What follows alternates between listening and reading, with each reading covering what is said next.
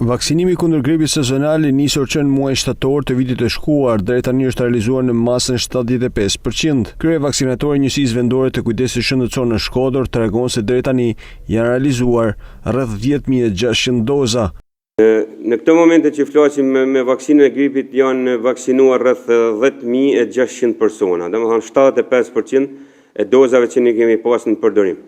Sipas krye vaksinatori Xhabia, vaksina kundër gripit kërkon 2 javë kohë për të bërë efektin. Deri në këtë momente që flasim është piku i gripit.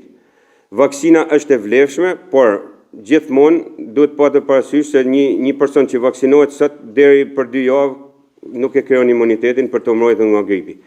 Unë kam theksuar disa herë tjera që vaksina duhet të aplikohet në periudhën e vjeshtës, domethënë tetor-nëntor. Megjithse kjo periudhë në Shkodër ka shënuar edhe pikun e virozave, sërish situata nuk mund të quhet alarmante, pasi nuk kemi të bëjmë me një epidemi.